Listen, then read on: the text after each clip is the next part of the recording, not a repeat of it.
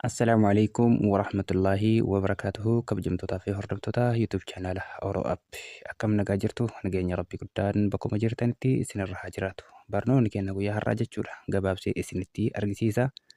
Namoonni biizinesa adda addaa hojjetan, namoonni meeshaawwan adda addaa gurguratan lakkoofsa ittiin namni isin qunnamuu danda'u karaa salphaa ta'een namoonni porofaayilii tiktakii keessan jala seenee akka argatuuf jecha akkaataa lakkoofsa biizinasa keessanii kan ittiin onlaayinii hojjetan tiktokii keessan jala kaa'achuu dandeessan isin argisiisa. Na wajjin turtii gaarii ta'a.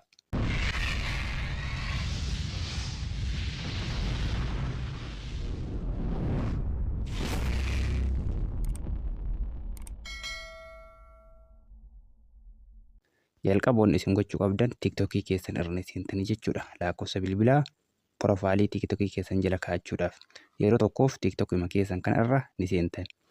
Yeroo porofaayilii tiktokii keessan irra seentan haala kanaan porofaayilii tiktoka keessanii jala erga seentanii iddoo kana biraan jechuudha iddoon edit jettu ni jirti. Akkaataa garaagaraatiin mul'isuus ni mala. Bakka edit jettu kan irra yeroo tokkoof ni tuqattanii jechuudha.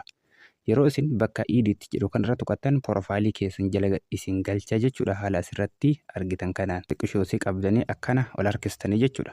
Yeroo akkana ol harkistan as biraan bakka amma xiyyaan isin argisiisu kana jechuudha. Yeroo tokkoof iddoodhuma kanarra yeroo tokkoof ni tuqattanii jechuudha. Yeroo isin achirra tuqattan asirratti waa sadii isin gaafata. Jalqabarratti iimeela namni irratti isin qunnamuu barbaadu yoo qabaattan asirra galchitan.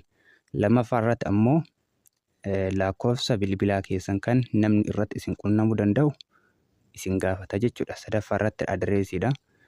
Adreesii asirratti galchuu dandeessan. Amma isin lakkoofsa bilbilaa galfachuu barbaadnan isa lammaffaa bakka paawon nambar jedhu kan irra tuqachuudhaan lakkoofsa keessan irratti galchitanii jechuudha. Lakkoofsa namni irratti nu haa qunnamu jettanii yaaddan jechuudha.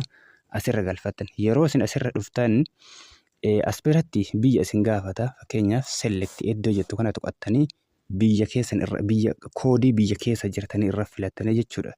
Biyyoota isaa kun as keessatti isiniif yaasa waan ta'eef biyya keessa jirtan irratti filattanii jechuudha. Biyya keessatti argamtan san barbaaduudhaan koodii ofii isaatti itti isiniif akka galchuuf jechuudha. Koodii biyya keessa jirtanii barbaaduudhaan koodii Itoophiyaa yoo ta'e fakkeenyaaf amma Itoophiyaa tuqattanii amma kunoo koodii Itoophiyaatti isiniif galchee jira. Sana booda asirratti lakkoofsa Itoophiyaa itti galfattanii jechuudha.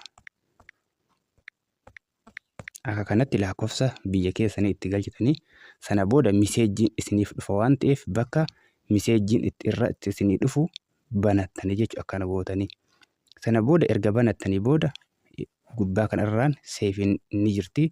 Bakka seef jedhu kana tuqattan. Sana booda bilbila isin itti galchitan kan irratti miseejiin isinii dhufa.